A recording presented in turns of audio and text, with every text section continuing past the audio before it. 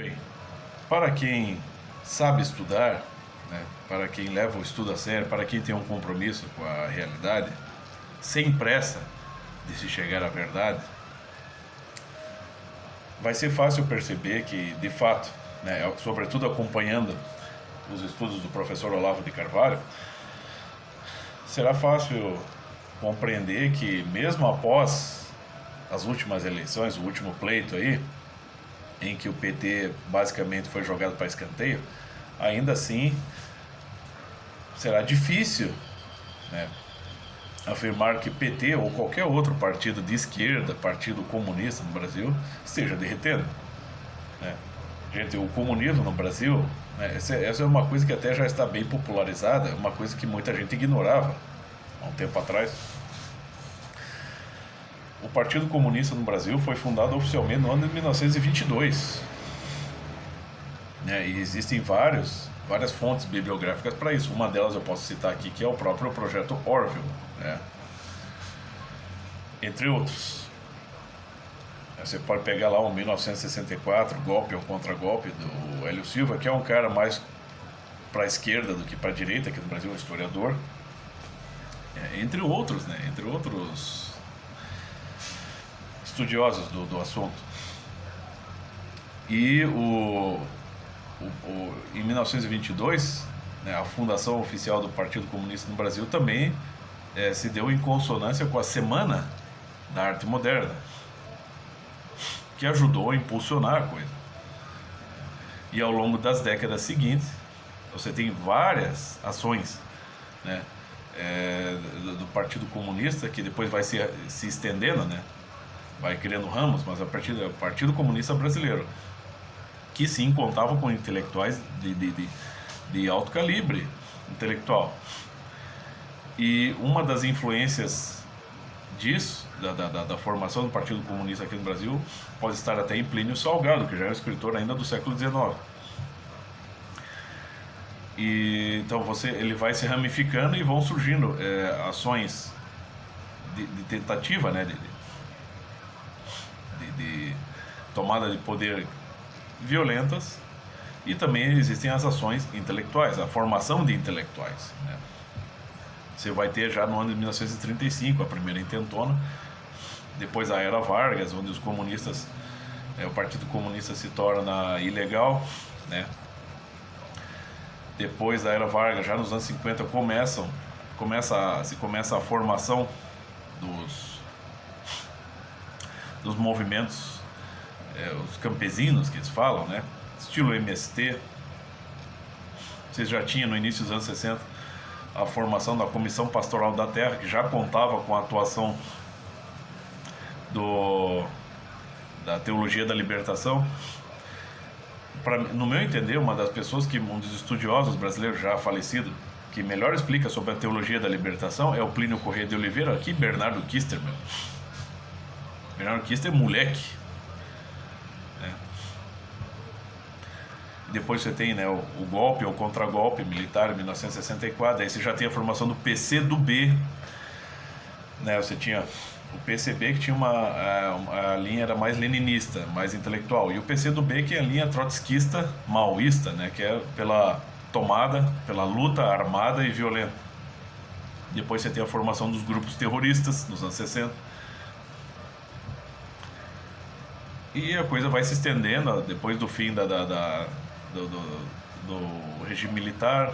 Você tem as diretas já, né, um pouco antes do fim do regime militar, no ano de 79.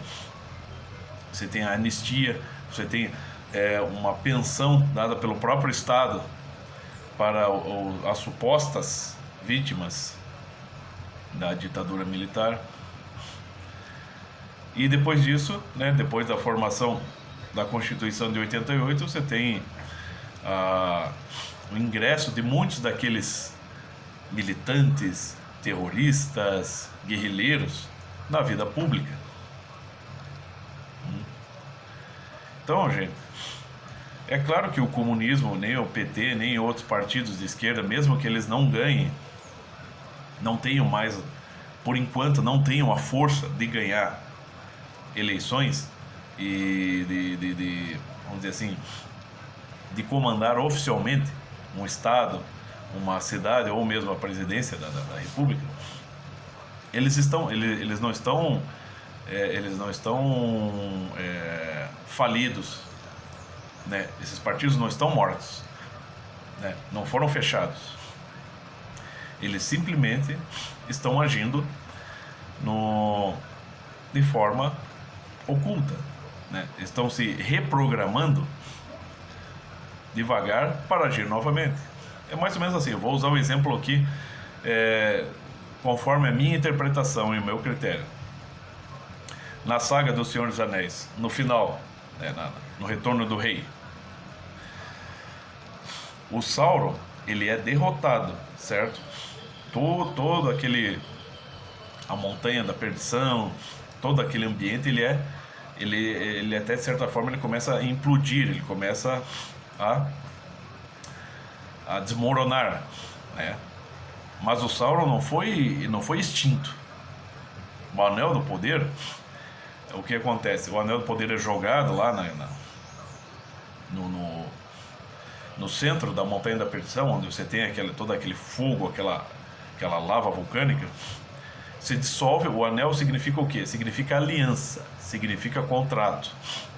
Quando ele joga o anel lá, que ainda foi difícil de o anel atingir lá, porque no final o Frodo, que é o cara do bem, já estava totalmente contaminado por aquele ambiente se impregnou nele e ele já tinha decidido ficar com o anel, mas graças a Deus um outro ser que fazia o papel mal acaba colaborando com a coisa, que é o Gollum. Os dois entram em luta corporal e o Gollum, junto com o anel, se dissolvem na lava vulcânica e aquele contrato, aquela aliança é quebrada com o mal. Então se quebra a aliança e não o mal.